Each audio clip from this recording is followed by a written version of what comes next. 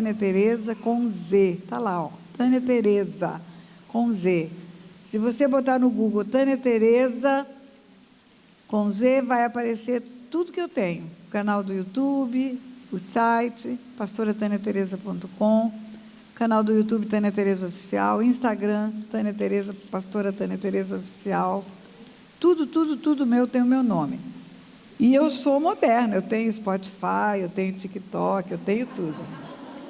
Eu sou a velhinha mais high-tech que você já viu pela frente. Eita! Você é de Mato Grosso? Uhul! Eu falo que só tem 2 velhinhos rodando esse mundo pregando o Evangelho. Somos eu e o pastor Otto. Os outros ou já partiram para a glória, ou já penduraram a chuteira, né? Só tem nós 2, na verdade, que roda esse mundo e que tem essa grata incumbência do Senhor de ensinar a libertação pelo mundo afora. Nós fizemos um levantamento no ano de 2019, antes do Covid. Esse ano eu vou fazer de novo esse levantamento no fim do ano. Antes do Covid tomar conta aí de muitas nações, nós viajamos 160 mil quilômetros pregando o Evangelho. 160 mil quilômetros, se fosse rodar o planeta, dava 3 voltas completas, quase 4, o planeta Terra, né? Esse mês que passou, nós ficamos na nossa casa em Resende, 1 dia e meio só. O resto viajando e pregando. Vamos chegar de viagem, daqui nós vamos para Jacksonville, na Flórida, vou ministrar lá. Depois, em Orlando, para fazer o SILC, o Seminário Intensivo de Libertação e Cura. Depois vamos para casa, vamos ficar 2 dias em casa e vamos viajar de novo para fazer um SILC em Brasília e logo em seguida vamos para Portugal para fazer um SILC na Europa. E é assim, um lugar atrás do outro. E cada vez que chegamos no lugar que pregamos, nós divulgamos todo o trabalho que fazemos, porque não podemos em 1 dia, 2 dias, dar aquilo que Deus nos deu 40 anos. É impossível, né?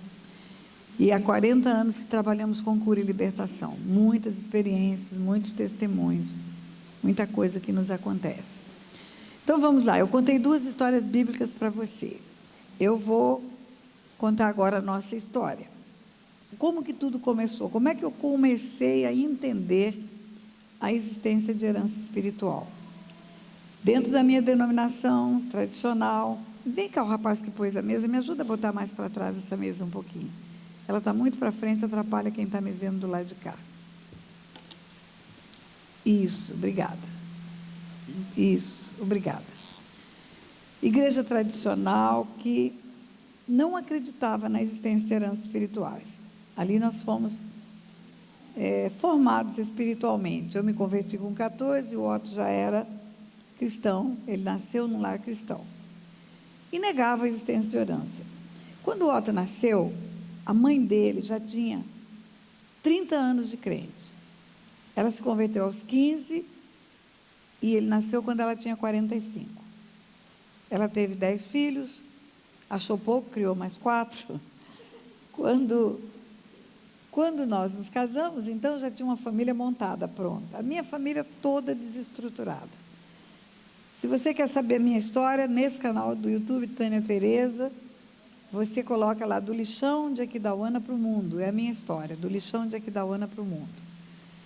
E eu fui encontrada por Jesus, pela instrumentalidade do Otto, no pior tempo da minha vida, com 14 anos, tinha tentado suicídio, tentado matar meu pai, abuso sexual, mãe drogada, tudo de ruim.com.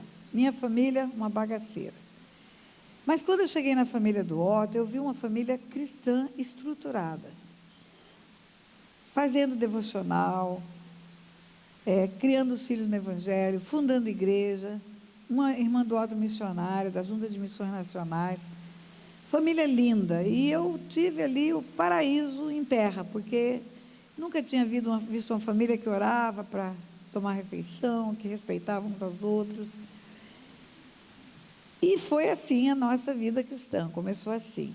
Mas eu vi na família do Otto, toda cristã de verdade, eu vi algo que me chamou a atenção. Os primeiros filhos homens morreram prematuramente. O primeiro filho da dona Guiomar, da minha sogra, ela contava, o Otto foi o 9º filho.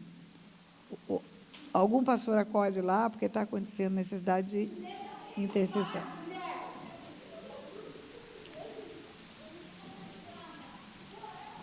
É espiritual, isso acontece, né? Eles vão cuidar, eles têm como cuidar disso. Presta atenção aqui para você não perder nada. O diabo não tirar nada da sua atenção.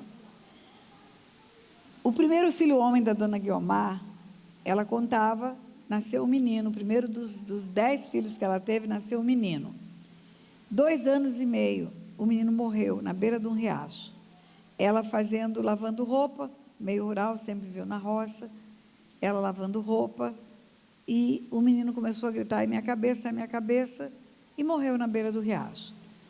Sangrando pelo nariz, sangrando pelo ouvido, pelos olhos. A gente sabe que isso é sintoma de aneurisma, arrebentou uma veia na cabeça da criança e teve morte instantânea. Aí, o segundo filho dela foi uma mulher, e o primeiro filho homem da filha mulher morreu prematuramente.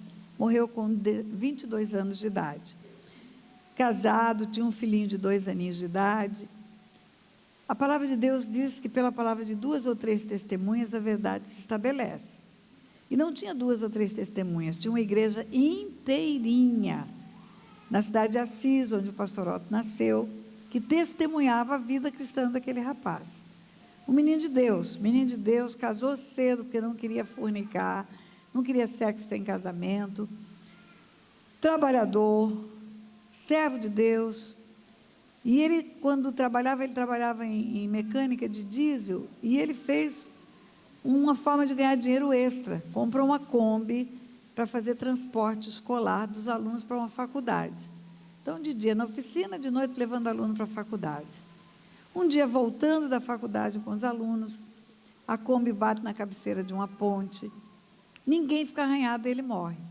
Teve um traumatismo craniano, hemorragia, morre, não deu tempo de ser socorrido.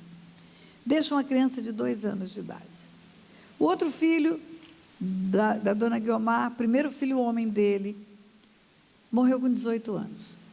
O rapaz era tratorista, nasceu na roça, mexia com trator, fazia trabalho para o pai, fazia trabalho para os vizinhos, sabia mecânica de trator, conhecia trator com uma palma da mão, desde 5 aninhos subia num trator. Pois um dia, fazendo um trabalho de terra, o trator vira e ele morre esmagado embaixo do trator. E quando a gente fala isso, é muito simples, morrer esmagado embaixo de um trator. Não foi tão simples assim. Nós tínhamos combinado de passar o Natal junto, a família se reunia no Natal. Todo mundo ia de todos os lugares para encontrar em Assis, para comemorar o final de ano junto com a família. E naquele tempo eu era funcionária do Banco Central do Brasil, eu ainda não estava como juíza. Eu fui professora há 8 anos, funcionária do Banco Central 12 anos e juíza 10 anos. E, como funcionário do Banco Central, era serviço público, nós não podíamos ir muito antes do Natal. O Otto do Banco do Brasil também não podia ir muito antes, íamos na véspera do Natal. E combinamos de passar lá e pegar esse sobrinho. Os pais dele foram na frente com os irmãos, e ele tinha um trabalho para fazer. Ele falou: então vocês passam aqui, me pegam, eu vou junto com vocês. E assim foi, passamos naquela fazenda, e cadê que o menino estava lá, né? Ele saiu para trabalhar até a metade do dia, para depois viajarmos juntos. E o trator virou, ele morreu esmagado embaixo do trator, só que ninguém sabia, não voltou para casa. Quando vão atrás para buscar, achando que era um trator quebrado, por isso que ele não tinha voltado, ele estava morto há horas embaixo de um trator. Então foi horrível, um cadáver que está com rigidez cadavérica já tem que ser enterrado, sepultado não, colocado em caixão lacrado, nem abre mais o caixão, porque não tem como, a não ser que quebre ele todinho para mexer com ele ali. E nós íamos chegar com um sobrinho para uma festa de família e chegamos com um caixão lacrado, né? E assim foi, os primeiros filhos homens da família morreram prematuramente. Morre criança, morre rapaz, morre jovem, morre criança, morre rapaz, morre jovem. Até chegar no nosso bebê. Nosso filho nasceu com 4,2 kg e 12 horas depois estava morto. E ninguém sabia explicar por quê. Robusta a criança, saudável a criança, cheia de vida, o médico, a pediatra, todo mundo que ajudou no parto, amigos de dentro da nossa casa. Não tinha explicação. A pediatra falava assim para mim: Tânia, se o seu filho tivesse um sintoma de uma doença, eu teria levado seu filho para uma UTI, não teria levado para o quarto. Foi para o quarto, eu dei mamar para a criança, tudo normal, um bebê enorme. Não tem explicação, Tânia, não tem explicação científica para a morte do seu filho. E aí os irmãos da igreja, o povo de Deus, tem uma linguagem crentez. Existe japonês, inglês, francês, tem crentez também, né? E no crentez é aquele jeito: Deus deu, Deus levou, bendito seja o Senhor, Deus sabe o que faz, a vontade de Deus é boa, perfeita e agradável, Deus não erra. Mas nada disso me convencia, isso não combinava com Deus. Não combinava com Deus colocar um filho no meu ventre, esperar nascer, levar esse filho. Cada um falava uma coisa, até que uma irmãzinha chegou para mim e disse assim: Tânia, pensa comigo, você teve uma criança que viveu 12 horas. Por 12 horas de vida dessa criança, você chorou 3 dias. Você perdeu um filho que viveu só 12 horas e você chorou 3 dias por causa da perda de uma criança que viveu só 12 horas. Você ficou inchada. Imagine se essa criança vive 12 anos. Uma criança de 12 anos tem muita memória, tem muita lembrança para você sofrer. Primeiro dia de aula, primeiro aniversário, tanta coisa. Você sofrer muito mais.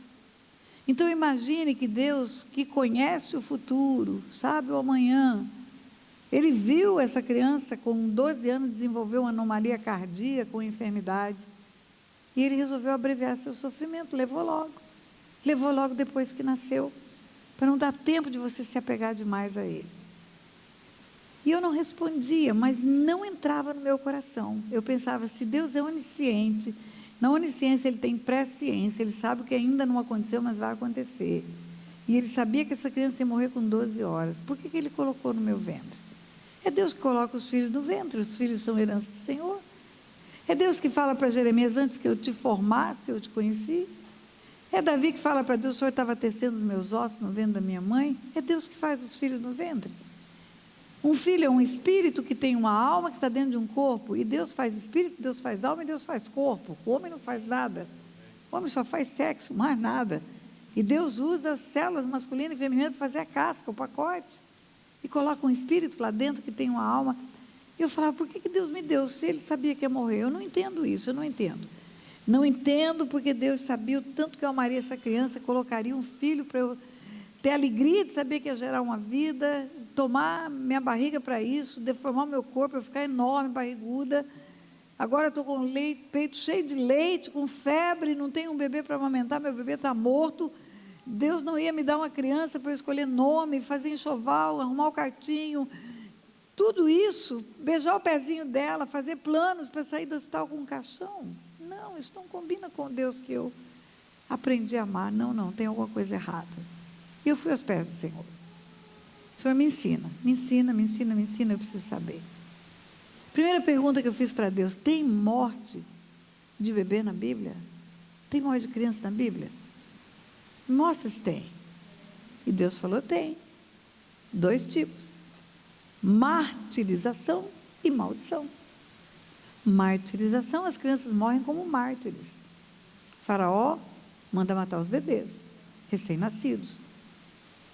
Herodes manda matar as crianças, porque na verdade ele queria matar o Messias. Nos campos missionários, onde tem perseguição do povo de Deus, tem morte de criança também. Martirização e maldição. Não foi martirização. Meu bebê não foi mártir por pregar o Evangelho, por eu estar pregando o Evangelho, por servir a Jesus. Então foi maldição. Então me mostra, Pai, me mostra a maldição na Bíblia quando criança morre por maldição. E Deus me levou para a história de Davi. A história de Davi, vou resumir para você, para ler só o texto que interessa. Davi, rei de Israel, havia uma guerra, o povo de Israel brigando com os amonitas, estava no campo de batalha Urias, um dos generais de guerra de Davi, um dos valentes, e Davi deseja a mulher de Urias, e manda chamar a mulher de Urias, e ela vai, e ele se deita com ela. E ela volta para casa, e Davi pensa que está tudo resolvido. O adultério, ninguém sabe, ninguém viu, lavou, está novo, é o que dizem. Mas o diabo e Deus sempre viu. Deus, porque é onisciente. O diabo não é, mas no mundo espiritual não tem tempo e nem espaço. Tudo é aqui agora. Existe uma rede social no inferno que funciona. Tudo que você imaginar se comunica rapidinho, né? E aí, Davi pensa que não aconteceu nada, mas aconteceu, a mulher engravidou. Aí ela manda a notícia que estava grávida. Pronto, o rei ficou numa situação difícil. Por quê? Quando a barriga crescer, vão apedrejar essa mulher, porque o pecado dela também é um crime de adultério, e a penalização do crime de adultério é um apedrejamento pela lei. E quando jogarem a primeira pedra, essa mulher vai gritar: é filho do rei, pronto, vão descobrir tudo. Então eu tenho que dar um jeito. Eu tenho que chamar Urias, para ele deitar com ela, para ele pensar que ela está grávida dele. Ela sabe que não é, mas ela vai ficar quietinha e Urias vai pensar que é. E Davi manda mensageiros ao campo de batalha para trazer Urias, para Urias dar notícia do campo de batalha. Coisa mais sem nexo. Se ele quer notícia do campo de batalha, por que o mensageiro que foi já não trouxe a notícia? Ele não quer notícia do campo de batalha, ele quer que Urias deite com Batseba, que é o nome dela. E Urias vem. Eu acredito que quando chegou o mensageiro e falou para Urias: olha, o rei manda te chamar, porque ele quer que você relate o que está acontecendo no campo de batalha. Urias deve ter se sentido importantíssimo. Podia ser um general, podia ser Joabe, por que ele chama a mim, né? Como eu sou importante para o rei. Coitado, sabia de nada, inocente. O que o rei queria era que ele deitasse com a mulher e ficasse com o papel de pai da criança. E esse homem chega do campo de batalha, dá as notícias, achando que era isso que o rei queria. Mas quando o rei manda ele ir para a casa dele, ele se nega aí. Não, meu rei. Todo o exército está lá, é a guerra do Senhor. Ou seja, todo mundo está em abstinência sexual, só eu que vou me dar bem hoje? Vou não. Vou não. E não vai para casa. E aí Davi tem um problema sério, porque se ele não foi para casa, não vai ser tido como pai da criança. E agora? Agora Davi tem uma ideia. Eu disse a você que Deus não esconde os efeitos do álcool na Bíblia, está tudo lá. Davi faz um jantar em bebedorias. Sabe aquela história de mais uma, saideira, saideira. Por que em bebedorias? Porque muitas pessoas bêbadas não têm o mesmo caráter que têm sóbrias. Elas são corrompidas pela bebida. Mas o caráter de Urias era a prova de álcool. Urias nem bêbado vai para casa. Urias dorme na porta do palácio. Aí, no dia seguinte, e agora? Não foi para casa, não deitou com ela. Ninguém vai achar que a criança é dele, vai apedrejar a mulher do mesmo jeito. Aí o rei tem uma ideia. O rei manda uma carta pelas mãos de Urias. As cartas eram pergaminhos enrolados, como os canudos de formatura. Ou era um pergaminho de papiro, ou era um pergaminho de couro de animal, tem um lacre, e o selo é o símbolo do anel do remetente. E quem que tem o anel do rei? Só o rei. Ninguém vai poder abrir essa carta. Vai ter que levar fechadinha, não vai poder abrir para descobrir o que tem dentro. E na carta tinha o quê? A sentença de morte de Urias. Davi manda um recado pela mão de Urias, para Joabe colocar Urias na frente de batalha para morrer. A intenção do coração mata Urias. E Urias vai com aquela carta. Eu imagino o coração de Urias, primeiro quando Davi chama ele para dar notícia do campo de batalha, como eu sou importante. Segundo, quando o rei chama ele para jantar, sentar na mesa do rei não é para qualquer um. Ele deve ter se sentido super importante. Terceiro, quando o rei manda uma mensagem para o general de guerra pela mão dele, ele deve ter chegado com aquela carta para o alto, assim, ó.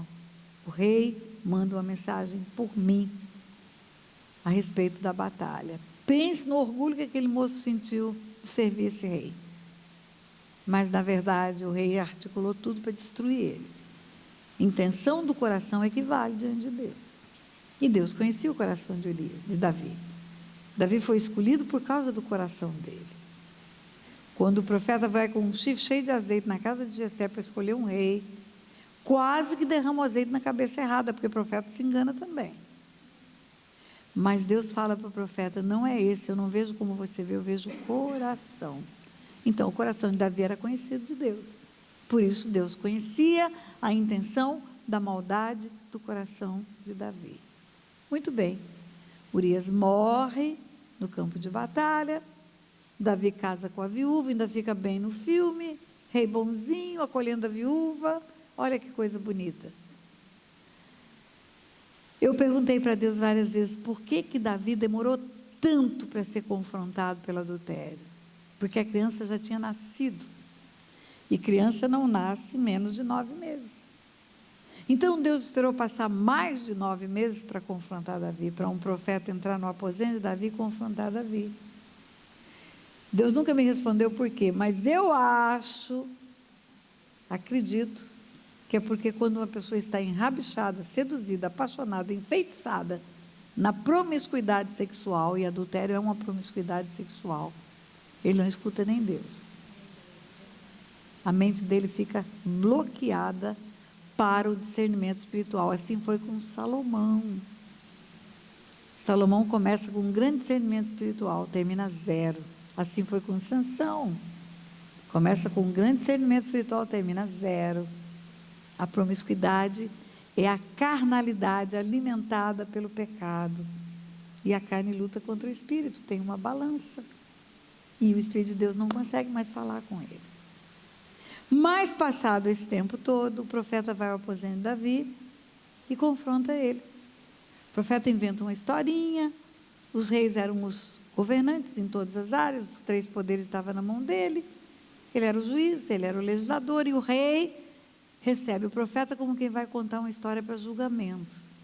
O homem tinha muitas ovelhinhas, e um tinha só uma, e o homem que tinha muitas, pega a ovelhinha do pobre, mata para oferecer para um visitante. Que julgamento o senhor dá?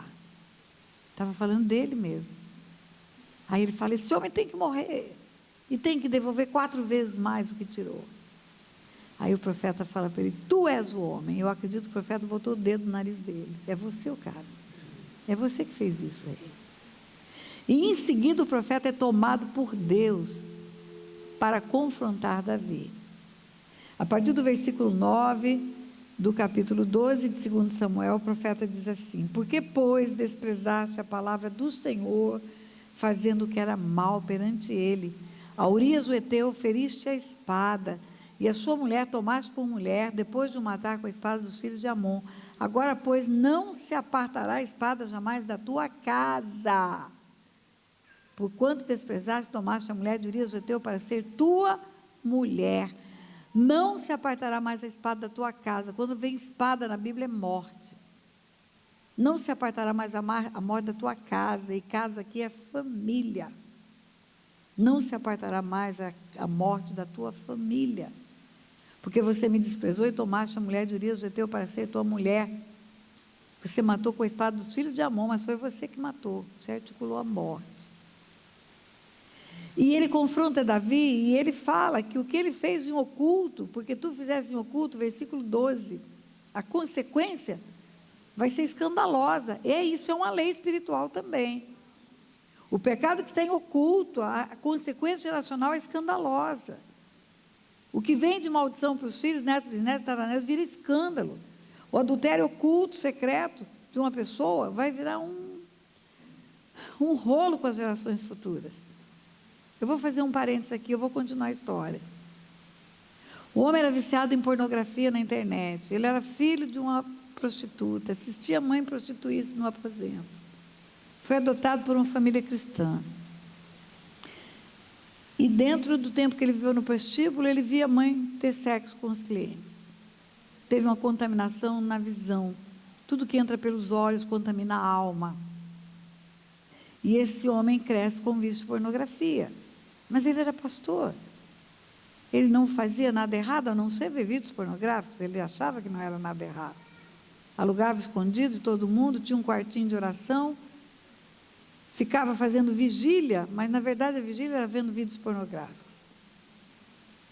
E um dia o filho, de 9 anos de idade, acorda à madrugada para ir ao banheiro, escuta o pai gemendo no quarto de vigília, achou que o pai estava passando mal. Ele viu um filme que o homem teve um infarto, gemeu e morreu, e ele achou que meu pai está morrendo. Ele corre lá no quartinho da vigília e não era infarto. Era masturbação com vídeo pornográfico. E o menino fica excitado quando vê aquilo. E ele fala: é isso que meu pai faz? Então eu vou fazer também. E toda vez que o pai falava que ia fazer vigília, ele fingia que dormia. A hora que ele via acender a televisão naquele quarto onde o pai estava, ele ia lá e já tinha arrumado a cortina, uma frestazinha no vitrô, e ele assistia a vigília do lado de fora. E o pai se masturbava dentro e ele fora. E passou o tempo isso acontecendo. Um dia o pai termina do lado de dentro, ele não termina do lado de fora. Ele fica desesperado, porque o pai já desligou a televisão, já guardou o vídeo, já está preparando para sair do quarto. E ele não acabou. E ele entra no quarto dos outros irmãos, tinha 3 irmãos, homens e uma mulher. Entra no quarto e estupra o irmãozinho de 3 anos de idade. E o irmãozinho de 3 anos de idade, todo mundo é pastor na família.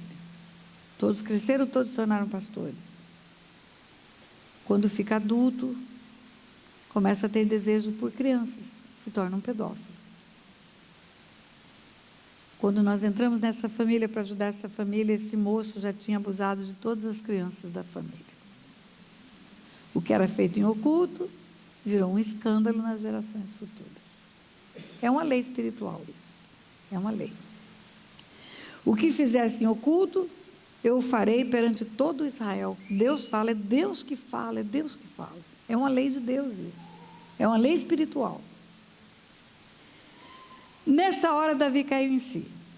Então disse Davi a Natã: pequei contra o Senhor.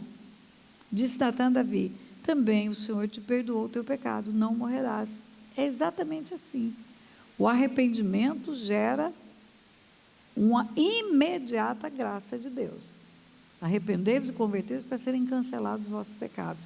O salário do pecado é a morte, então você arrependeu, você não morrerá, Davi. Pequei contra o Senhor é a convicção do pecado. Pequei contra o Senhor te perdoou. Quando você lê o Salmo 51, que Davi escreveu nesse dia, você vê o arrependimento sincero dele. Não te afaste de mim, não retires de mim o teu espírito. Ele está arrependido realmente. A história seria linda se terminasse aqui, mas não terminou. O versículo seguinte começa assim: mas, posto que com isto deste motivo a que blasfemassem os inimigos do Senhor, também o filho que te nasceu morrerá. Também na língua portuguesa significa que é mais um.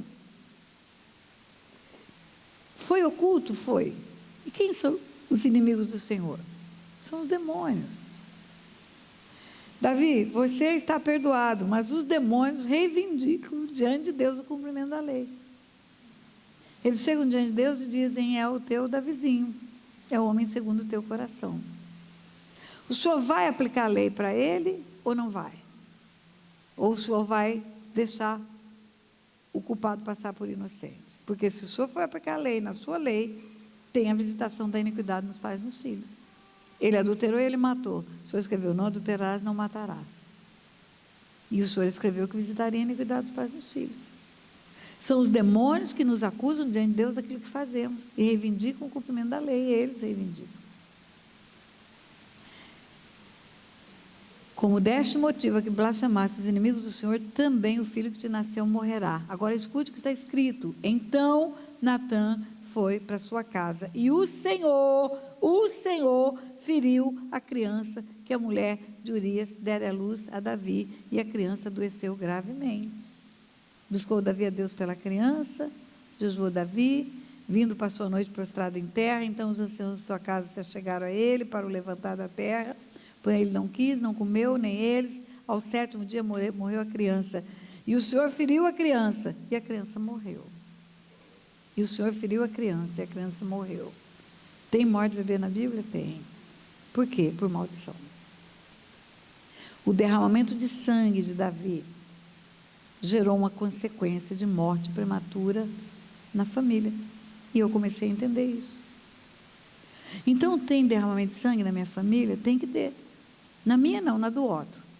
Na minha família a herança era vícios, promiscuidade, tudo isso. Mas na família dele, essas mortes prematuras desses meninos, inclusive do nosso bebê, Tem derramamento de sangue, vamos correr atrás. Quando corremos atrás, encontramos. Dona Guiomar se converteu com 15 anos. E antes dela?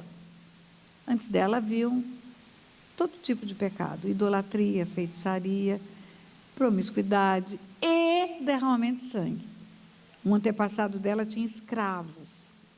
E toda maldade que você escuta falar da escravidão, ele praticou. Morte de homens porque eram negros só. Maldades, toda maldade por causa da cor da pele, tratando como animais, derramando sangue de pessoas, cortando mão quando furtava.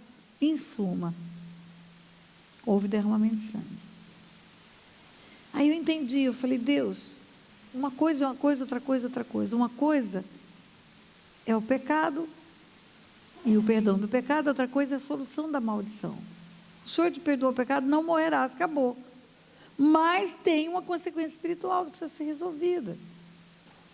Você pode perguntar assim: se Davi se arrependeu e disse pequei contra o Senhor, por que não resolveu? Porque não tinha Jesus ainda, porque só a partir de Jesus que pode resolver isso.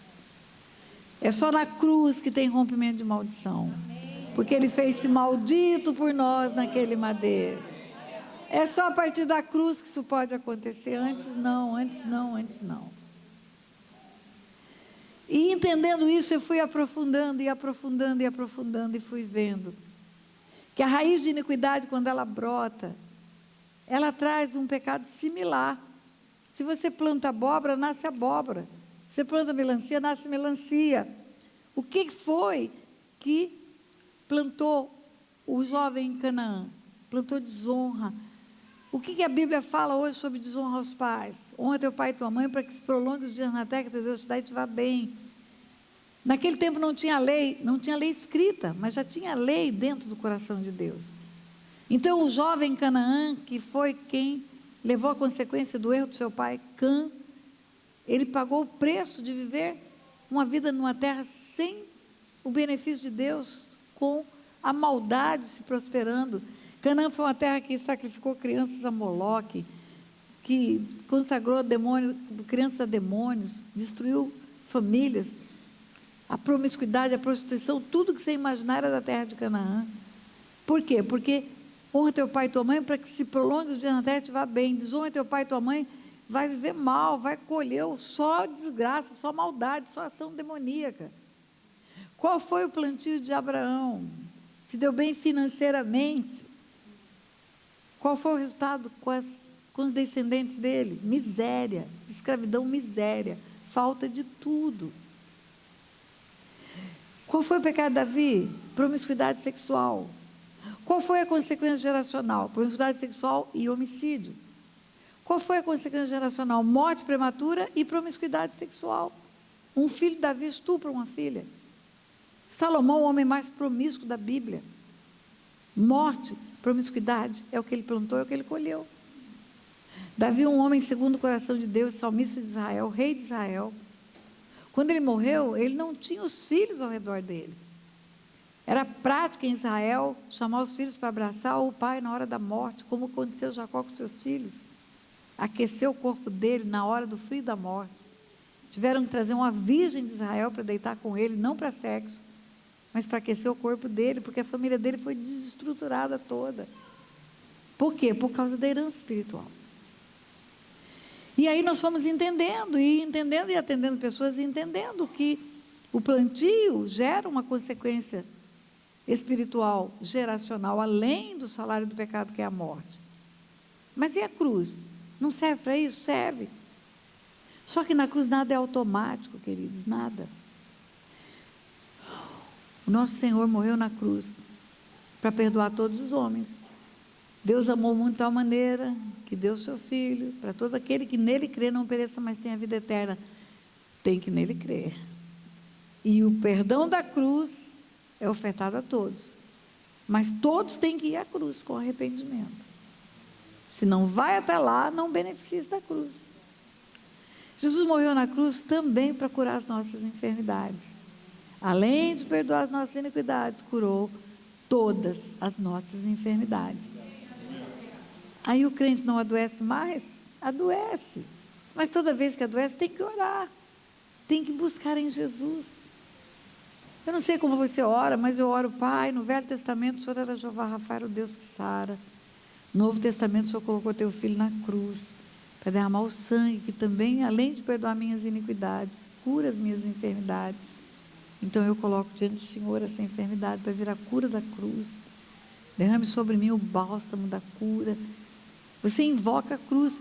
Jesus, quando estava na terra, andando de aldeia em aldeia, de cidade em cidade, ele curava todos que iam a ele, todos. Não tinha uma pessoa que chegava a ele que não era curada. Mas ele esperava que a pessoa viesse a ele. Ele não entrava na aldeia soprando cura. Não. Era preciso vir a ele. E era tão óbvio que a pessoa queria cura. O cego dizia: Jesus, filho de Davi, tem compaixão de mim, tem compaixão de mim. O que ele queria? Um abraço? Não. Mas Jesus pergunta: o que queres? Quero ver. Eu quero ver. Todo o tempo era preciso expressar a necessidade. Não é diferente com as heranças espirituais. As heranças que recebemos, que herdamos dos nossos antepassados, precisam ser levadas para a cruz. Não há cancelamento de pecado sem confissão de pecado. Não há cancelamento de herança sem reconhecimento da herança. Não há. Muito bem, a partir da nossa história eu comecei a ver na vida das pessoas. Igreja cheia de gente, com fé, com salvação, mas enfrentando toda a sorte de sinais de maldição, sintomas de maldição. É fácil falar de sintoma em tempo de Covid. Não tem paladar, não tem olfato, tem febre, sintoma de Covid, sintomas de maldição, morte prematura na família, acidentes graves, doenças frequentes, perdas financeiras, bancarrotas sucessivas, famílias que se desestruturam, não dá certo, todo mundo tem divórcio naquela família, a família de divórcio, toda ela inteira. Quando eu comecei a ver esses sinais, eu comecei a me aprofundar no assunto. Quando você vai para o elenco de bênçãos e maldições na Bíblia, você vai entender que uma coisa é uma coisa, outra coisa é outra coisa. Bênção e maldição se refere à vida na terra, não se refere à eternidade. O crente pode ter a eternidade garantida, porque entregou a vida para Jesus, arrependeu-se do pecado, mas se ele não limpou, ele pode não ter vida abundante. Quais são os elencos de bênção e de maldição? Alguns, vou lembrar você alguns. Tem bênção, tem chuva, tem maldição, tem seca. Tem bênção, tem dinheiro para dar e para emprestar. Tem maldição, tem falta de tudo, carência de tudo. Tem bênção, tem saúde física. Tem maldição, tem doença de toda natureza. Tem bênção, tem saúde mental. Tem maldição, tem loucura. Tem bênção, tem filhos. Tem maldição, tem bênção, tem, toma nos braços os filhos dos filhos. Tem maldição, sepulta os filhos ou não tem filhos. Tem esterilidade. Tem bênção, tem família. Tem maldição, não tem família. Espera aí. Dinheiro, filho, chuva, família. Não é assunto de vida eterna. Isso é assunto da minha vida enquanto eu estou aqui na terra. Na vida eterna não tem problema de chuva nem de dinheiro. Ou é céu, ou é um lago de fogo de enxofre. Então as maldições, elas alteram a qualidade da vida aqui e agora. Aqui e agora. Eu falei para você de quando Deus tirou o povo do Egito, parou em Cades Barneia para ver a terra prometida e ficou 40 anos rodando no deserto. Não está mais nas trevas, não serve mais Satanás. Não está na quimbanda, umbanda e tudo que é banda do inferno, mas não tem vida abundante. Não chegou na terra prometida, está numa zona limítrofe, onde só tem o básico do básico do básico. É o tempo do deserto. Tem alguma coisa errada. Tem alguma coisa errada. E começamos a ver as famílias, os desenhos das famílias e atender pessoas. E Deus foi nos dando entendimento. Eu vou falar já já para você de volta, mas eu quero te mostrar o Novo Testamento. Porque as pessoas falam assim: a senhora só fala do Velho Testamento, tem na Bíblia inteira. Parece que Satanás cega o entendimento para que a gente não veja, porque vendo vai compreender a verdade. O povo perece por falta de conhecimento. E quando você tem conhecimento, você vai limpar. Não é? Novo Testamento, Mateus 23. Escute bem. Mateus 23 é um texto onde Jesus confronta os fariseus. Fariseus religiosos, cheios de conhecimento, cabeção de informação, mas zero discernimento espiritual. Zero. Nenhum discernimento espiritual. Tão zero que Jesus estava andando no meio deles e eles não reconheciam Jesus. Eu gosto de lembrar que tinha um velhinho, profeta, Simeão, estava em casa. Jesus era um bebezinho no colo de Maria. Bebezinho. Maria levou para apresentar no templo para cumprir os ritos judaicos. E o Espírito Santo fala para Simeão: vai para o templo que você vai ver o Messias. E ele chega no templo, tem um bebê no colo de uma mulher, um bebê de 42 dias. Era o tempo da purificação. E quando ele vê aquele bebê, o Espírito fala: é o Messias, já nasceu. Simeão faz um cântico. E no cântico ele diz: meus olhos, eu agora posso descansar em paz, porque os meus olhos viram a salvação de Israel. Que diferença tem entre Simeão, um homem simples, não é letrado, e os fariseus cheios de informação, de pergaminhos, de escrituras, de leituras de profecias? A diferença é o Espírito Santo de Deus só. Simples assim, né? E Jesus tinha problema com o fariseu, ele não tinha problema com o demônio, não. Todo endemoniado se prostrava diante de Jesus. E todo demônio dizia: bem sei quem és, o Santo de Deus. Até o endemoniado gadareno, com aquela renca de demônios, se prostra diante de Jesus. Mas os fariseus não. E Jesus confronta os fariseus aqui em Mateus 23. Começa versículo 13: ai de vós, escribas, fariseus hipócritas. 14: ai de vós. 15: ai de vós. Até no 27 de Mateus 23. Ai de vós, ai de vós, ai de vós. No 27 ele diz assim: ai de vós, escribas, fariseus hipócritas, porque sois semelhantes aos sepulcros caiados. Por fora se mostram belos, mas interiormente estão cheios de ossos de mortos e de toda imundícia. Sepulcro caiado é túmulo pintado de branco. Assim também vós exteriormente pareceis justos aos homens, mas por dentro estáis cheios de hipocrisia e de iniquidade. Lembra da língua portuguesa? O que significa e? E também. Assim são vocês. Por fora vocês parecem justos, mas por dentro vocês estão cheios de hipocrisia e também de iniquidade. E o que é hipocrisia? É uma falsa manifestação de caráter. Parece que é sério, mas não é. Parece que é justo, mas não é. Parece que é íntegro, mas não é. Jesus não precisa explicar o que é hipocrisia. Mas ele explica para os fariseus o que é iniquidade. E olha como ele explica: ai de vós, escribas, fariseus hipócritas, porque edificais os sepulcros dos profetas e adornai os túmulos dos justos. Vocês estão enfeitando os túmulos deles. E dizeis: se tivéssemos vivido nos dias de nossos pais, não teríamos sido seus cúmplices no sangue dos profetas. Então eles estão dizendo que os túmulos que eles estão enfeitando são túmulos que estão abrigando corpos de pessoas que seus pais mataram. Nós não fomos cúmplices porque nós éramos crianças. Nossos pais fizeram o que é errado, nós não. Nós não fizemos, foram os nossos pais. E dizeis: se tivéssemos vivido nos dias dos nossos pais, não teríamos sido seus cúmplices no sangue dos profetas. Assim, contra vós mesmos, testificais que sois filhos dos que mataram os profetas. Sabe o que na verdade vocês estão fazendo? Vocês estão se excusando de ter ajudado o pai a matar profeta. Mas vocês na verdade estão confessando que são uma geração seguinte de quem matou o profeta. Vocês são filhos dos que mataram os profetas. E olha o que Jesus diz em seguida: enchei vós, pois, a medida dos vossos pais. O que é encher a medida? Aqui tem água de coco. Encher a medida é colocar mais água de coco. Se eu colocar água comum, eu misturei. Quando você compra pipoca, enche a medida. Quando você vai para o mercado, no Brasil, que compra granel, a mussarela, o queijo, enche a medida. Encher a medida é colocar a mesma coisa no mesmo recipiente. Jesus está dizendo para eles: vocês vão fazer a mesma coisa que seus pais fizeram. Vocês são filhos dos que mataram os profetas. E vocês vão encher a medida dessa iniquidade. Para que não tenha dúvida, você vai ver o que ele fala em seguida, versículo 34. Por isso, eis que eu vos envio profetas, sábios e escribas.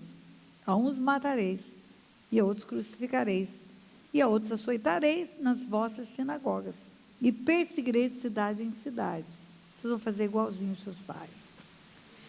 Para que sobre vós recaia todo o sangue justo derramado sobre a terra, desde o sangue do justo Abel, até o sangue de Zacarias, filho de Baraquias, a quem mataste entre o santuário e o altar. Em verdade vos digo que todas essas coisas hão de vir sobre a presente geração. Como assim? Vocês vão fazer igualzinho aos seus pais, vocês vão perseguir profetas, vocês vão matar profetas, vocês vão encher a medida, para que sobre vocês, sobre esta geração, recaia todo o sangue justo derramado sobre a terra, desde o sangue do justo Abel. Desde o sangue do justo Abel. Abel não foi o primeiro sangue derramado? Foi. Até o sangue de Zacarias, filho de Baraquias, a quem mataste entre o santuário e o altar. Quando foi que Zacarias morreu? 400 anos antes de Jesus nascer. 4 gerações. 4 gerações antes. Então, desde o primeiro sangue derramado, até o sangue derramado 4 gerações antes de vocês, está vindo sobre vocês. Eu visito a iniquidade dos pais nos filhos até a 3ª e 4ª geração. Vocês são a 4ª geração do sangue de Zacarias. Mas desde o sangue de Abel, nunca ninguém chegou diante de mim pedindo perdão. É isso que Jesus está dizendo, é isso que Deus está dizendo. Nunca ninguém reconheceu o pecado, nunca ninguém reconheceu a herança. Então não são só 4 gerações, pastora Tânia? Não. 4 gerações é um perímetro de tempo que Deus dá para resolver. É fácil resolver 4 gerações.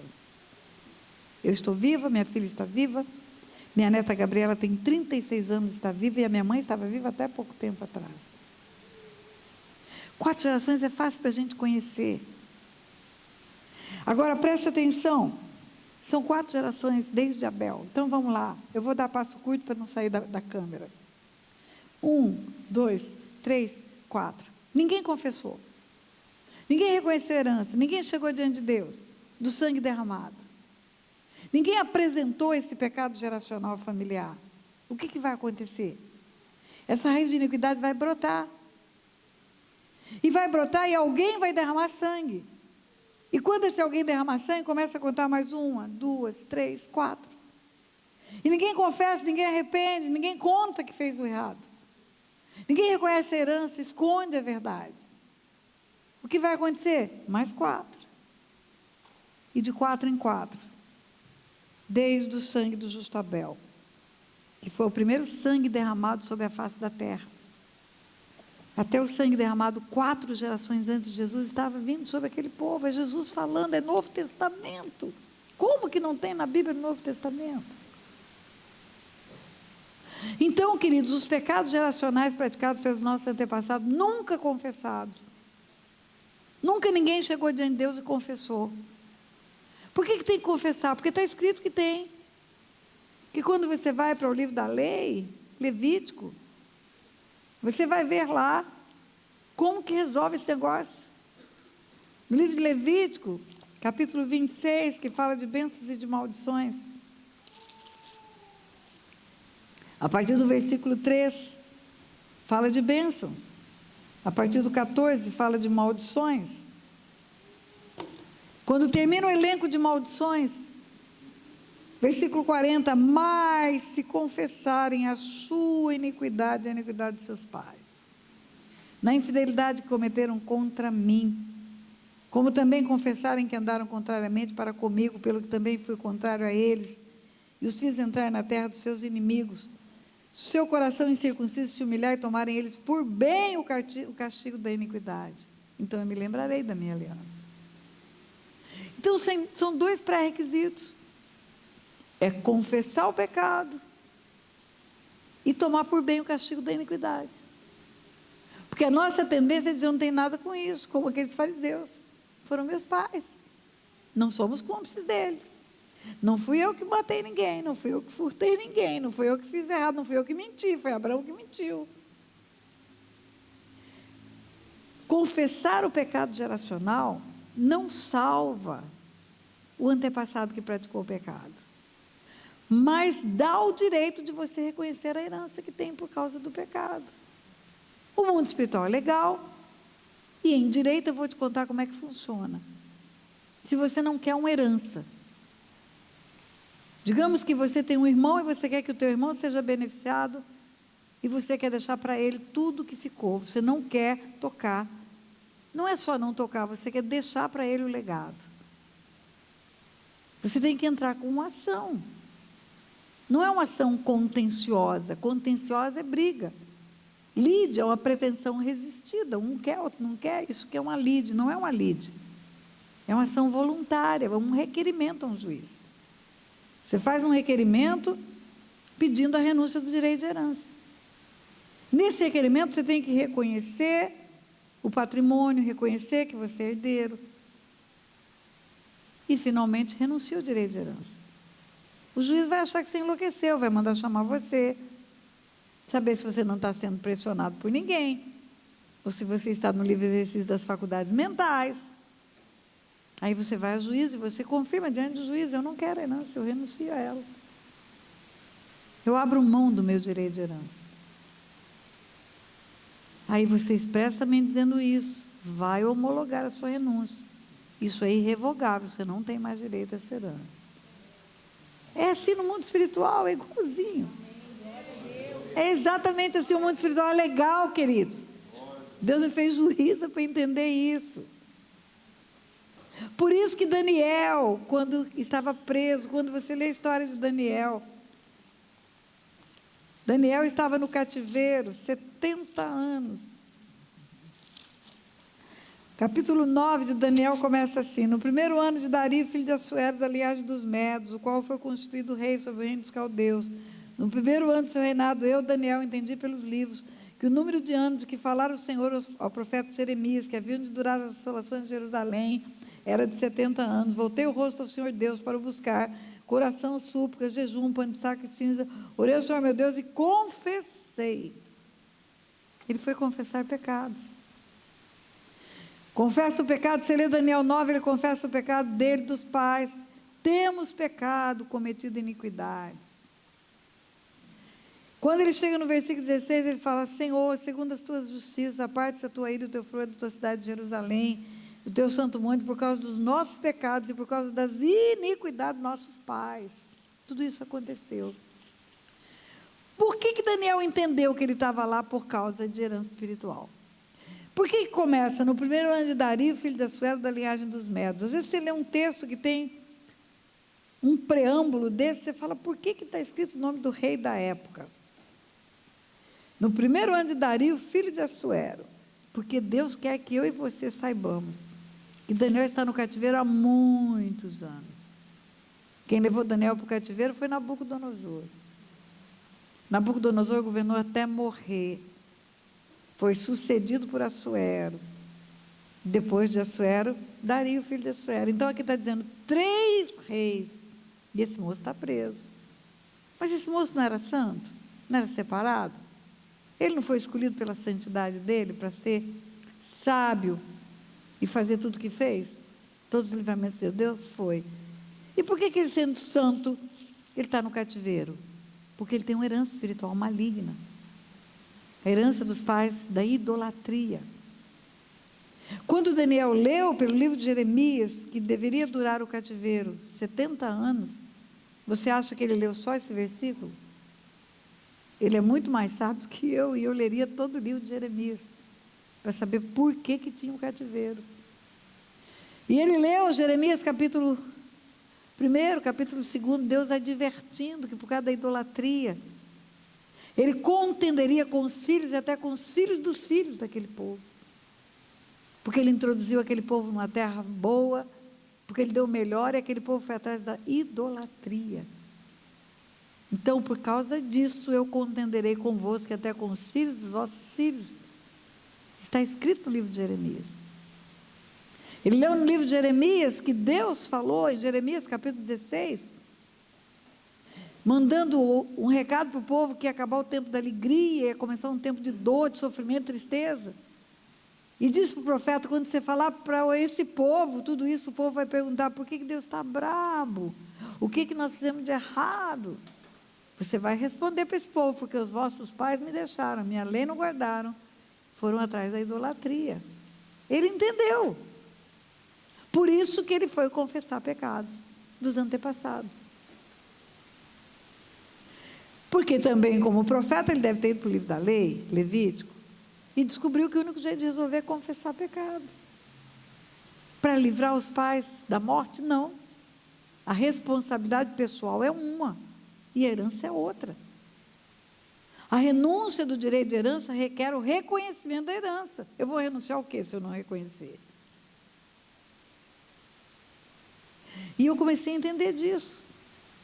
Começamos a fazer isso. Antigamente, reuniões de encontro, pré-encontro, reencontro, o povo orava, quebrando maldição, eu quebro, eu quebro, eu quebro. Você não quebra nada, é a maldição que te quebra. Você resolve reconhecendo o pecado, confessando o pecado, reconhecendo a transgressão à lei. O pecado foi de morte, meus antepassados derramaram sangue, nossos antepassados derramaram sangue. Agora nós temos que nos reunir e orar. Senhor, eu reconheço o sangue derramado pelos nossos ancestrais. Quando na tua palavra está escrito, não matarás. Reconhecemos que o sangue derramado clama da terra diante do Senhor, como o Senhor escreveu. E nunca chegamos diante do Senhor em arrependimento disso para confessar o pecado deles e a herança que pesa sobre nós. Nossas crianças morrendo prematuramente. Pecado de aborto, queridos, derramamento de sangue, é aborto também. Não é só o homicídio do cara que já saiu do ventre. O aborto é tão sério. Assista um vídeo meu chamado Aborto Aula 9. Aula 9 é a aula 9 do Silk Online. Eu resolvi liberar esse vídeo na internet. No Silk a gente trata disso. Aborto aula 9. Rebeca chegou diante de Deus, tem uma confusão no meu ventre, estava grávida de gêmeos. Deus falou para ela, tem 2 nações no seu ventre. Não falou tem 2 meninos, não falou tem Esaú e Jacó. Se Rebeca aborta Jacó, Rebeca aborta toda a nação de Israel. Você não aborta um filho, você aborta os netos, bisnetos, tataranetos, todas as gerações futuras. É sangue de gerações derramado no ventre quando uma mulher aborta. Consequências geracionais e espirituais do aborto são terríveis. Tem pessoas que tudo aborta na vida delas. Tudo aborta. Nada dá certo. Além disso, gera para os descendentes herança maldita, maligna. Crianças geradas no ventre onde houve aborto são crianças geradas no túmulo do irmão. Onde morre o primeiro, gera o segundo. São perseguidas por doenças graves. O espiritismo explica, na outra encarnação foi má. Não é nada disso, não tem reencarnação. Houve morte no ventre onde ele foi gerado. Por isso, tantas doenças graves nas crianças. E Deus começou a nos mostrar os sintomas de maldição. Pastor, eu não sei quem são os meus antepassados. Eu fui adotado. Os sintomas vão dar um indício de que tipo de herança temos. Os sintomas vão mostrar que tipo de heranças temos. Quando você fala de sintomas, é fácil você identificar. Idolatria. Vamos começar pela idolatria, que é um mal que tem na nossa nação brasileira. No Brasil teve a primeira missa, quando foi descoberto. Ali foi implantado, no útero do Brasil, foi implantada a idolatria. Porto Seguro é o útero da nação. Porto Seguro é o útero da idolatria. Eu fiz uma conferência lá, está no YouTube, se você tiver curiosidade, vai lá, vale a pena, falando sobre isso. Quais as consequências espirituais da idolatria? Várias. Primeiro você vai para o Salmo 115, fala que a imagem tem olho não vê, tem pé não anda, mão não apalpa, ouvido não ouve, som nenhum sai da garganta. O que significa isso? uma deficiência espiritual. É um deficiente. Você prega, entra por aqui, sai por aqui. Lê a Bíblia, não entende nada, nada. Por mais que você fale, explique, há uma obscuridade mental para impedir. Por quê? Porque tem uma prisão na mente de tornar-se igual ao ídolo, porque faz, que é o artesão, ou porque confia, que é o idólatra. É a primeira consequência espiritual da idolatria. Mas tem outra, que é a promiscuidade. A promiscuidade é a consequência espiritual da idolatria, porque a idolatria é uma prostituição espiritual. Você troca o verdadeiro por outro. Na carta de Oséias, do profeta Oséias, que combate a idolatria, fala de muitas consequências espirituais da idolatria. Por exemplo, Oséias capítulo 4 fala assim: o meu povo consulta pedaço de madeira, é o ídolo feito de pau, e a sua vara lhe dá a resposta. Então o ídolo dá a resposta. Eu faço um pedido e o ídolo responde? Responde. Eu faço uma promessa e ele responde? Responde. Por quê? Está aqui. Porque um espírito de prostituição os enganou. E eles, prostituindo-se, abandonaram o seu Deus. Um espírito de prostituição está atrás do ídolo. Todo ídolo tem um espírito que responde. Uau, é isso mesmo. Escute bem.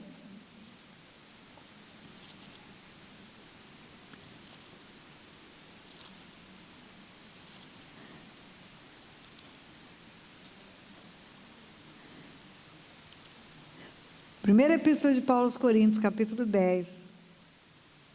Quando fala para o cristão fugir da idolatria.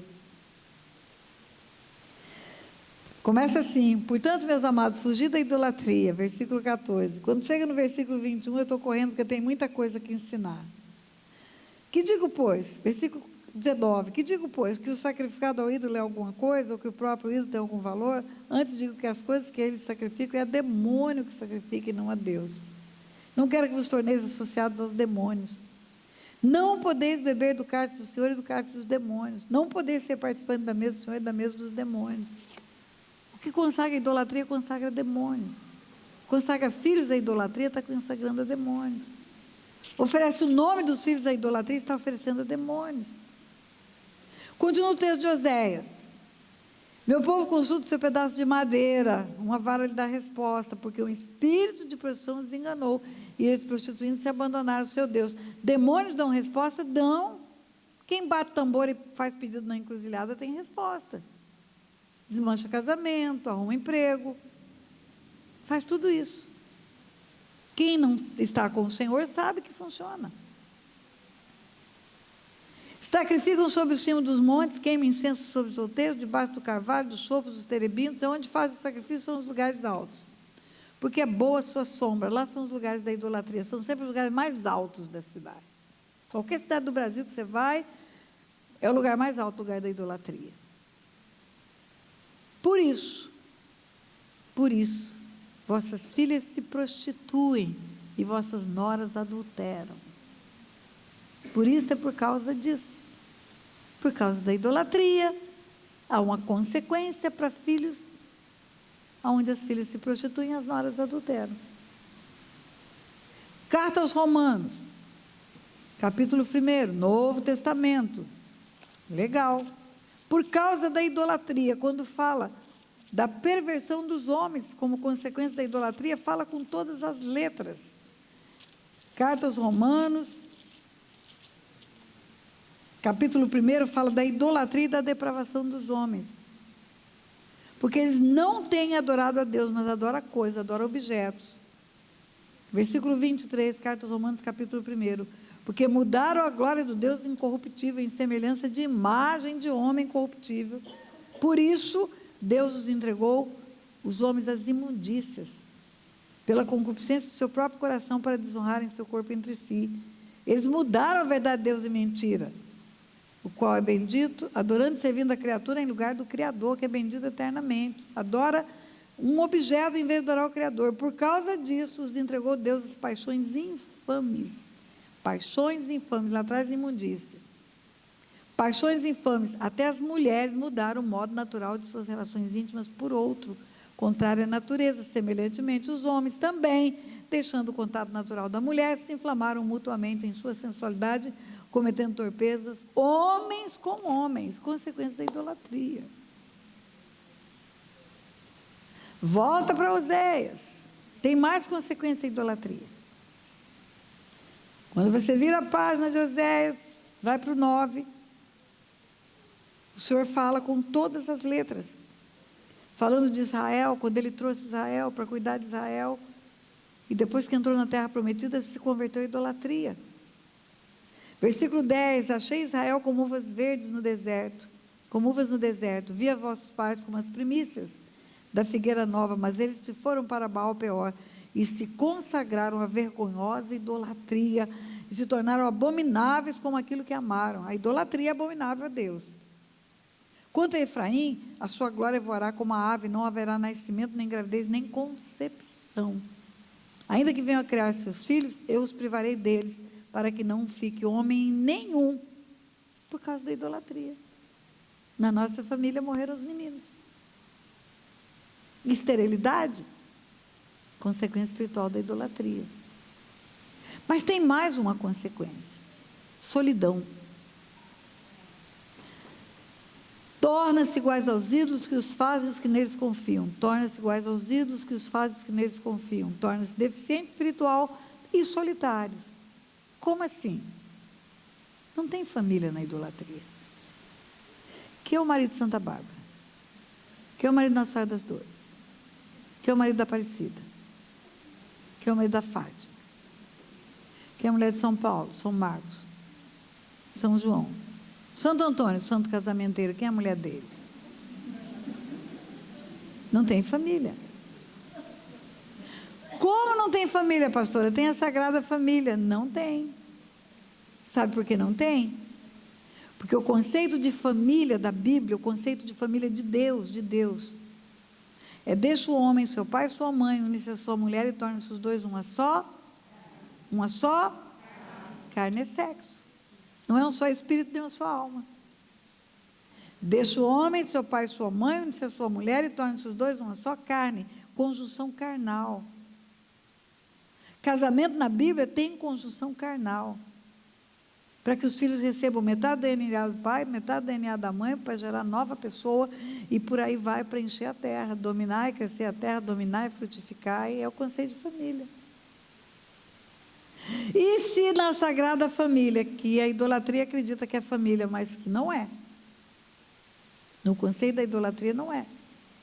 Maria é virgem, e se ela é virgem, não teve conjunção carnal com José. Então, para eles não tem família. E nós sabemos que não é virgem. Sabemos que ela teve filhos, porque está na Bíblia os filhos que teve depois. José não a conheceu até ela ter Jesus. E como são os líderes espirituais? Solteiros. Aos sacerdotes é proibido casar, fazem o voto de celibatário. E as freiras também. E cadê a família da idolatria? Não tem. Consequência espiritual da idolatria: famílias se desmancham, casamentos acabam, casamentos são de fachada, só aparência de casamento, não tem vida sexual, não tem condição carnal. Mulheres lindas, mulheres prontas para casar, mulheres cheias de vida, não arruma casamento. Aparecem os pretendentes só para promiscuidade, mas na hora de pôr aliança no dedo, desaparece. Isso é herança espiritual de idolatria, sim. Todo silk, quando fazemos os períodos de oração, uma das orações que fazemos é para casamento, depois que renuncia às heranças da idolatria. E depois de todo silk tem notícia de casamento de mulher de tudo que é idade. Tudo que é idade. Pastor, casa gente com 20, casa gente com 30, casa gente com 50 e casa gente com 80.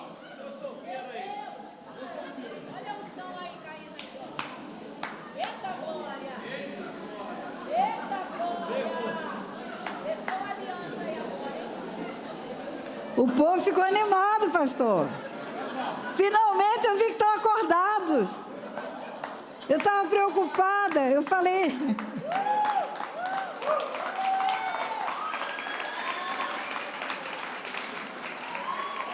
No intervalo eu falei para o pastor, eu estou preocupado, eu acho que não estão gostando, ninguém fala nada, ninguém reage, está todo mundo calado. Glória a Deus que o povo acordou agora. Então, nós podemos fazer oração para casamento hoje.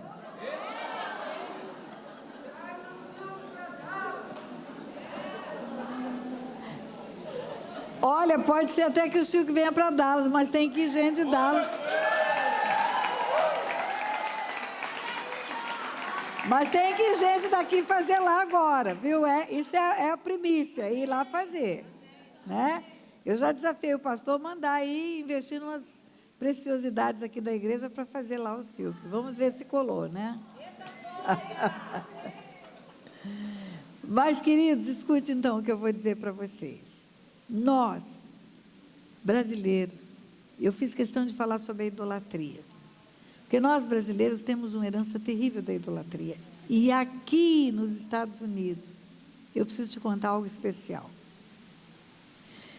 Eu vou desafiar você a entrar na internet, procurar na revista Isto É Dinheiro, uma reportagem que não é espiritual e nem é evangélica e nem é cristã, que chama de Recife a Manhattan. É uma reportagem na revista Isto É Dinheiro. Hoje tem um livro já sobre esse assunto. De Recife a Manhattan. De Recife a Manhattan. Isto é dinheiro. Então eu vou contar para você em poucas palavras o que significa isso. Os holandeses, quando foram para o Brasil, eram judeus. Os holandeses eram judeus. Não se renderam à idolatria. A expulsão dos holandeses do Brasil não foi religiosa, não foi política, foi religiosa. Não foi porque eles não se adaptaram à economia brasileira, à política brasileira, porque eles não se renderam à idolatria. E o Brasil, no auge da idolatria, eles foram expulsos. Saíram de Recife, navios com famílias de holandeses. Alguns navios afundados nos mares daquela região. Outros navios foram atacados por piratas caribenhos. Um navio, um só, chegou nesta terra. E chegou num lugar que você conhece como Nurk, e que na verdade é Nova Arca, é New Ark, Nova Arca, Nova Aliança. Os judeus expulsos do Brasil desembarcaram ali, eram 23 judeus, entre homens, mulheres e crianças. E ali começa a bênção desta nação chamada Estados Unidos. Porque eles acolheram o povo judeu. E a bênção de Abraão, abençoarei os que te abençoarem. E amaldiçoarei os que amaldiçoarem, é irrevogável, isso não acaba. O Brasil religioso, idólatra, expulsou a bênção de lá. E os Estados Unidos acolheu a bênção que foi expulsa do Brasil. Eu estou encurtando a história. Recife era para Manhattan o que hoje é Manhattan para Recife. Wall Street, Bolsa de Valores, tudo isso foi fundado por esses judeus. A economia dos Estados Unidos tem como semente esses 23 judeus. Hoje, saem do Brasil brasileiros que têm curso superior, que têm capacitação profissional e que não arrumam trabalho digno, que pagam uma boa remuneração. E tem que vir para esta nação limpar a casa de judeu. Porque expulsou a bênção daquela terra. Vocês vão ler. Eu não estou inventando nada. O preço que isso é para os nossos filhos, nossos descendentes. Eu falo que quando você descobre isso, cada casa que você entrar nessa terra, você tem que pedir perdão a Deus por haver feito isso. Em nome da nação brasileira. Você tem que clamar diante de Deus, Senhor, tem misericórdia dos meus antepassados idólatras que apoiaram esse ato de insanidade, de expulsar os descendentes de Abraão daquela terra. A idolatria é um mal ferrado para a nação brasileira. E todos nós temos uma herança espiritual de idolatria. Todos nós temos. Você quer ver? Fica em pé só quem não tem uma história de ter vivido na idolatria, ter um pai, ter um avô, ter uma avó, ter um bisavô, ter um tataravô. Ninguém na família teve na idolatria. Fica em pé, eu quero conhecer você. Você é descendente de quem? Português. E os seus portugueses que foram para o Brasil, eles levaram a idolatria. Então, você é descendente de um português que não tinha idolatria.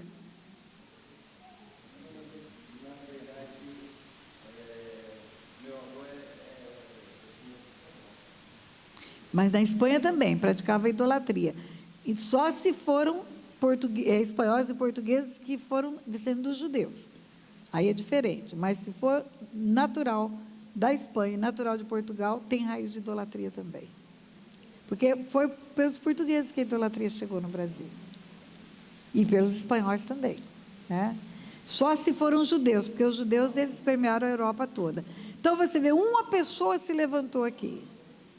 Todos nós temos herança espiritual de idolatria. Todos nós. Fala. E você nunca esteve na idolatria, nem eles.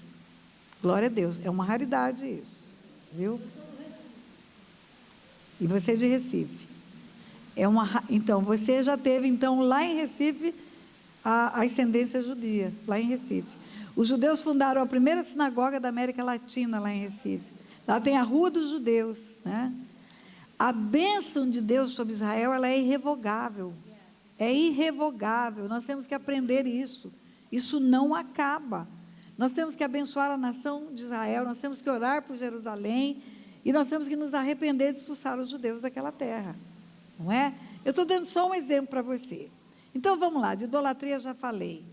Herança espiritual de derramamento de sangue, é morte prematura, doenças graves, acidentes frequentes. Quando você encontra numa família vários casos de morte prematura, como no caso de Davi, vários casos de acidentes frequentes, você pode fazer uma pesquisa, tem derramamento de sangue. Eu estive em Orlando há muitos anos atrás, há muitos anos eu venho aos Estados Unidos para pregar o Evangelho, e lá em Orlando eu estive numa casa que me recebeu, e eu cheguei de avião, de tarde para pregar de noite, estou com soluço, perdão. Já cheguei para pregar, não deu tempo nem de tomar banho, de ir para o hotel, para nada, do aeroporto para a igreja. Não conversei com os pastores, não sabia quem eles eram, tudo foi tratado como aqui, como eu cheguei aqui sem nem ter visto os pastores, não sabia deles. E à noite eu fui dormir na casa dos pastores. Eu tive um sonho. E esse sonho foi muito nítido. Eu sonhei que eu estava numa casa antiga de fazenda, uma família numerosa, todo mundo bem vestido, uma casa antiga de fazenda. Eu passei pelaquela família, ninguém me via, eu estava no sonho como uma pessoa invisível ali. Aí passou aquela casa, entrei em outra casa dos fundos, que era uma casa de empregados, uma casa já mais simples. Naquela casa de empregados tinha homens mal encarados, chapéu no rosto assim, todo mundo armado, e eu passei por aquela segunda casa. Quando eu passei pela segunda casa, tinha um terreno em aclive, uma montanhazinha. E eu escalei aquele terreno com dificuldade. Quando eu cheguei no nível do chão, que o meu queixo chegou no chão, era um terreno plano, cheio de cadáveres. Mas muitos mortos. Tinha gente morta já e tinha gente morrendo, como quando você assiste esses filmes de faroeste ou de guerra civil, que está cheio de gente morta, morrendo. E eu acordei. Eu levei um susto com aquele sonho, acordei e eu falei, gente, o que é isso?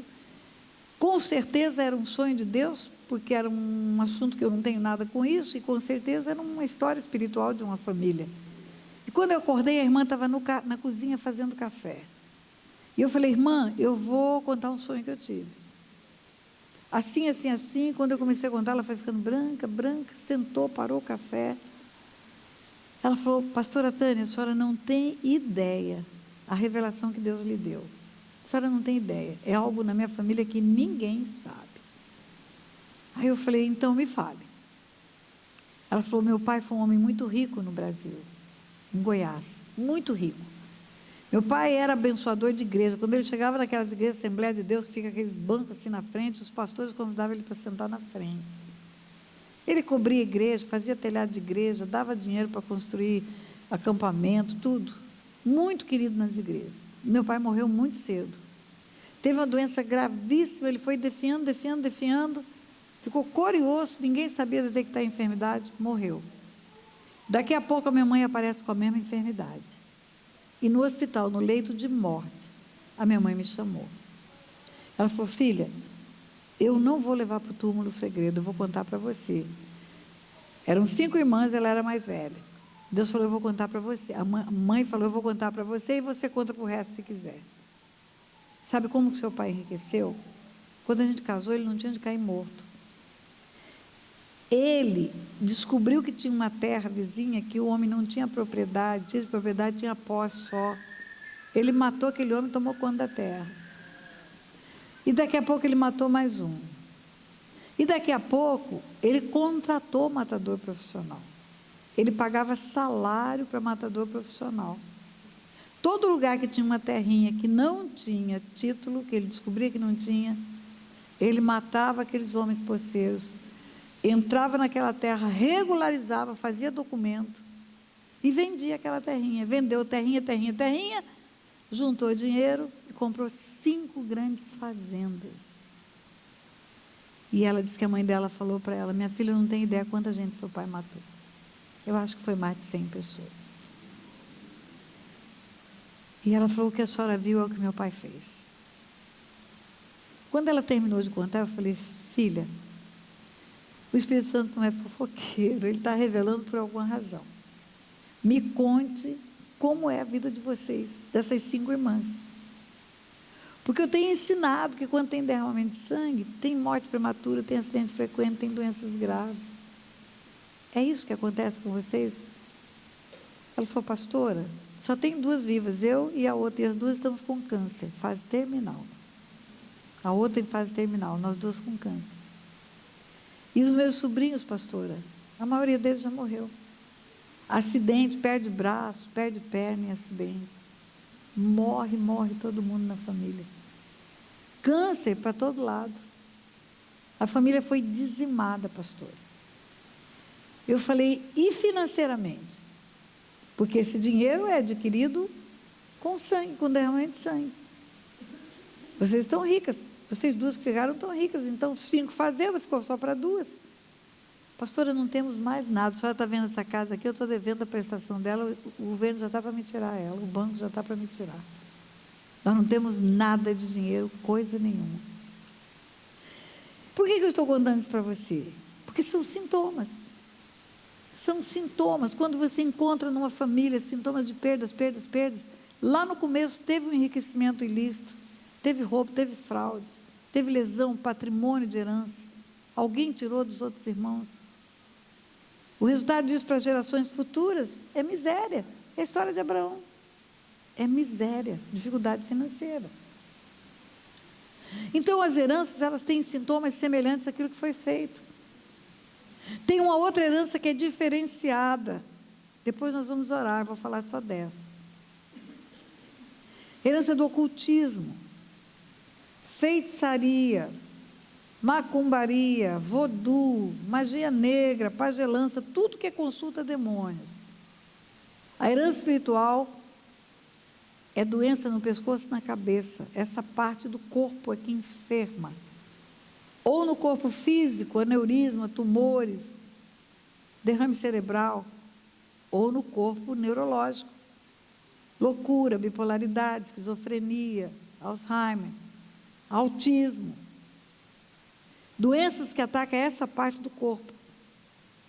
E eu fui aprendendo isso ao longo dos atendimentos com as pessoas. Por que nessa parte do corpo? Porque essa é a parte do corpo oferecida para o demônio. Os que vão se consagrar para serem sacerdotes nesses lugares, eles fazem um pacto com o demônio, entregar a cabeça para o demônio, fica num roncó, um quartinho fechado, tira sangue da cabeça, faz oferenda, fica 21 dias. Quando sai de lá, ele tem um santo de cabeça, eles dizem. Qual é o seu santo de cabeça? Nos rituais, eles batem a cabeça no altar. Quando se encontram, qual é o seu santo de cabeça? Quem comanda a sua cabeça? Quando fala de kardecismo, mesa branca, e de branca não tem nada. Assista um vídeo meu que eu postei no YouTube recentemente. Não se omita, diga a verdade. Eu falo sobre o espiritismo kardecista.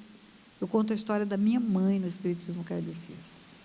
Não se omita, sabendo a verdade, fale a verdade, é o título do vídeo.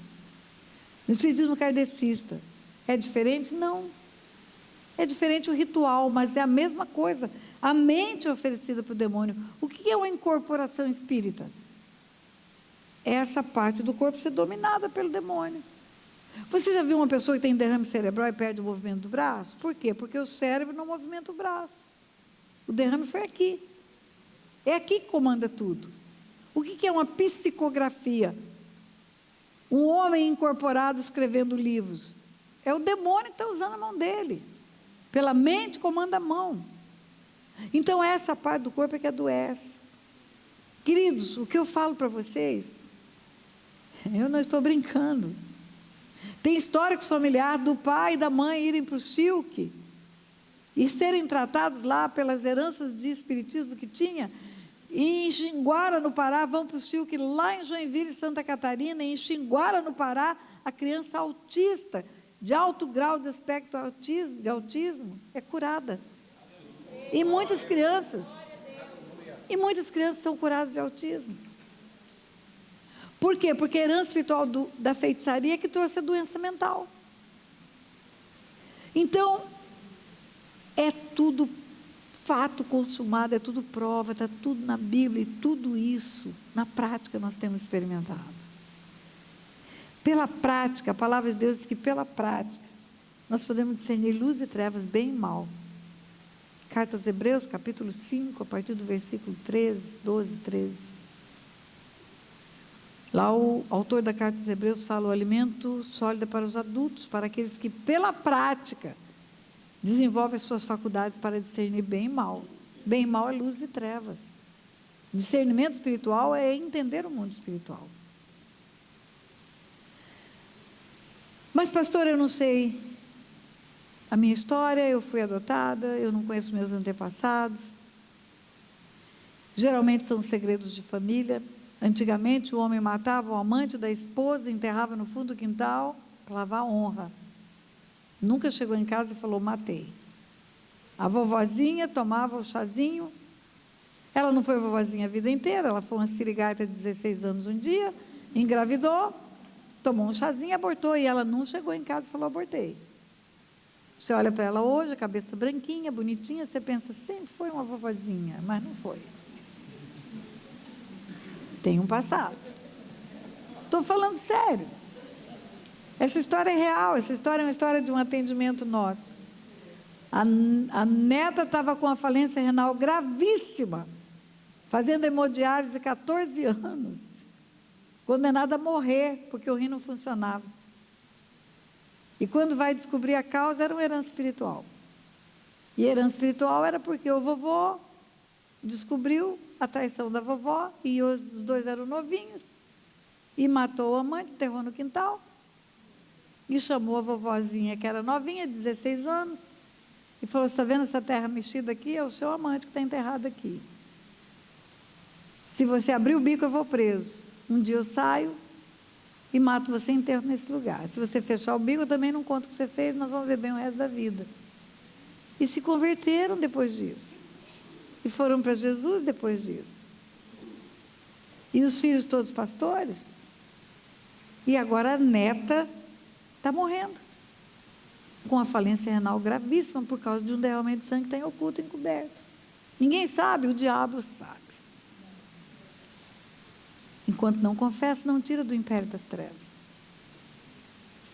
Aí numa reunião familiar, toda a família reunida, a vovozinha, quase 90 anos, levanta a mão e fala: eu sei porque está acontecendo isso com a minha neta. E conta a história dela. Quando ela contou a história, todo mundo ficou... Ninguém podia imaginar que aquela santa vovozinha da cabeça branca, mulher de Deus, tinha uma história dessa, mas tinha. Está salva? Tá. O meu filho salvou? Salvou. Foi direto para Deus, o corpo volta para o Pai, o Espírito volta para Deus. O rapaz de 18 anos, salvo? Salvo. O de 22 anos, salvo? Salvo. Todo mundo salvo. Uma coisa, outra coisa, outra coisa. Uma coisa é salvação, outra coisa é a vida abundante. Não é vida abundante sepultar filhos, não é vida abundante sepultar netos. Não é vida abundante viver doente, não é vida abundante não prosperar, não é vida abundante não dar certo uma família. Não é vida abundante ver os filhos caindo nas drogas, as filhas na prostituição. E está tudo no nosso meio, queridos.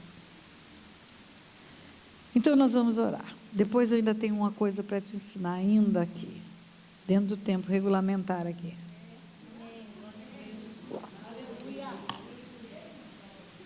Nós vamos orar assim. Primeiro, escute bem, vamos combinar. Primeiro, eu vou fazer uma oração que eu chamo de cobertura. E vamos orar por todo tipo de herança, porque oração não tem contraindicação. Eu não sei o que a minha avó fez, mas eu vou orar, porque se não fez, não vai fazer mal ter orado, e se fez, vai resolver. Se tem essa herança na minha vida, eu vou desligar dela. Em nome de Jesus. Então, nós vamos orar por todas as heranças malignas que podem trazer para a nossa vida perda da vida abundante. Primeiro eu vou orar, vou fazer uma cobertura de oração. Colocando diante de Deus nossas vidas, nossas casas, nossas famílias e esse lugar. E eu vou pedir que os líderes dessa igreja que podem socorrer se acontecer alguma coisa aqui nesse lugar, orem em pé para verem a necessidade de alguém precisar de ajuda aqui embaixo. Fiquem em pé os líderes. Quando orarmos, vocês vão ficar de olho aberto. Não feche o olho. Por que não feche o olho?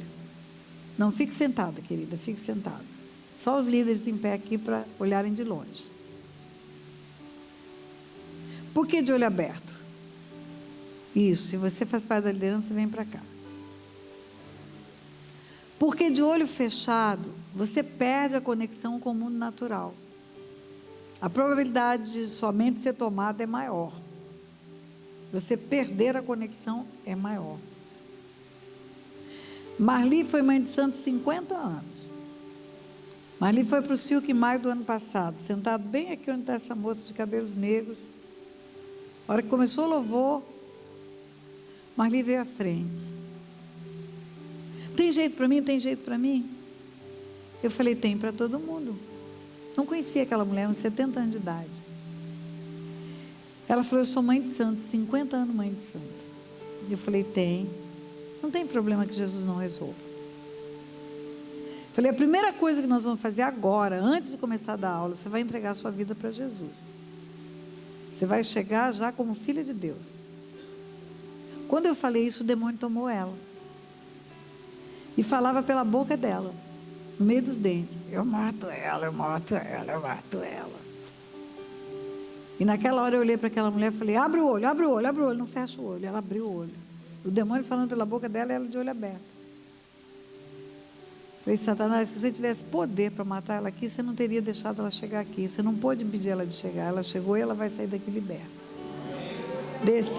Desci do altar. Peguei ela num cantinho, botei numa cadeira para fazer a expulsão sem dar escândalo. Não precisa gritar. Não precisa jogar no chão. É uma ordem. O demônio saiu. Naquela noite ela entregou a vida para Jesus, foi batizada. Nunca mais o demônio entrou no corpo dela. Hoje ela dá testemunho, tem uma entrevista dela no meu canal. E eu lembrei da história dela para falar para você, não fecha o olho. Fica de olho aberto. Enquanto ora, fica de olho aberto. Mãos para baixo. Só levante a mão se precisar de ajuda. Mesmo se você tem hábito de orar de mãos para cima, não faça isso, porque vai confundir os que estão aqui. Eles vão achar que você está precisando de ajuda. Quando que uma pessoa precisa de ajuda? Quando ela não consegue fazer oração. Quando vem o espírito familiar, impede dela completar a oração. Ou coloca tosse nela, ou coloca uma dificuldade de fala, uma dificuldade de respiração, porque ele não quer sair da sua família. E não é possessão, não. É opressão maligna mesmo. A diferença da possessão para a opressão é que o demônio está dentro, falando pela boca da pessoa. Na possessão, na opressão, ele está em cima. Então você só vai levantar a mão se precisar de ajuda para prosseguir a oração. Porque a oração precisa ser feita por você. Eu vou construir para você repetir. No mundo espiritual, as coisas acontecem pelo poder da palavra. Lembra a tua conversão? Você crê com o coração, mas não é suficiente. Você tem que confessar com os lábios. É quando você fala que você se conecta com Jesus na hora da conversão. E é quando você falar que você vai desligar a herança. Então você precisa dizer em voz audível, em alto e bom som. Não deixe de falar. Qualquer sentido ruim que vier para você, levante a mão, porque um dos líderes vai chegar até você, não para botar a mão na sua cabeça, nem para te ajudar a continuar orando. Ele vai chegar até você e vai dizer, vamos lá, fale comigo, continue orando. Viu? E depois dessa oração que você vai fazer, que eu vou construir, eu vou fazer uma oração final. De desligar a sua vida espiritual de todas as heranças malignas. E ligar o reino da luz. Se confessarem os pecados, ele é fiel e justo para perdoar os pecados e purificar de toda injustiça. Levíticos, se confessarem as vossas iniquidades, as iniquidades dos vossos pais, vai mudar. Então nós precisamos confessar. Então eu vou fazer uma oração primeira. Pai, em nome de Jesus, eu coloco diante do teu trono de graça esse momento em que mais uma vez, com a incumbência que o Senhor me deu nessa terra, vamos orar juntos como igreja, rompendo com heranças malignas. Mais uma vez chegar ao teu trono de graça, pedindo a tua graça e a tua misericórdia sobre a vida do teu povo, Pai, que compreendeu o legado espiritual que vem dos antepassados. E mais uma vez, Pai, eu peço que dos altos céus o Senhor esteja ouvindo e dizendo sim, amém, para tudo que vamos fazer aqui nesse lugar. Pedimos que o Senhor dê ordem aos teus anjos a nosso respeito, Pai. Pedindo que o Senhor cubra com o sangue do Cordeiro tudo que leva o nosso nome e que tem o nosso sangue, Pai. Todos aqueles que o Senhor trouxe para nós, todos aqueles que são preciosos para nós, todas as ovelhas dos pastores que estão aqui, Pai. Tudo que recebemos vem do Senhor, não tem nada que temos que do céu não nos tenha sido dado. Até os animais, Pai, pedimos que o Senhor cubra com o sangue do Cordeiro. Torne invisível os olhos do maligno, Pai. Cubra com o manto de invisibilidade, que nenhum dardo inflamado do maligno possa chegar. Nem nós, nem naqueles que são preciosos para nós, nem no que temos, nem com os nossos animais, Senhor, nem o mal seja feito. Dê ordem aos teus anjos, Pai, fazerem uma varredura na nossa casa. Que todos os espíritos familiares que lá foram alojados sejam retirados, acorrentados, manietados, sem força, sem poder de agir e sem poder de retorno, Pai. Em nome de Jesus. E da mesma forma, pedimos que neste lugar o Senhor esteja enviando anjos também, para estarem guardando essas vidas, Pai, e amarrando, acorrentando, sem força, sem poder de agir. Todos os espíritos imundos que forem desligados pelas heranças que vamos desligar aqui agora. Espíritos familiares, Pai, desligados da nossa vida. Em nome de Jesus, que eles sejam amarrados, acorrentados, levados para onde Jesus mandar, sem poder de retorno, Pai. Em nome de Jesus. Em nome de Jesus.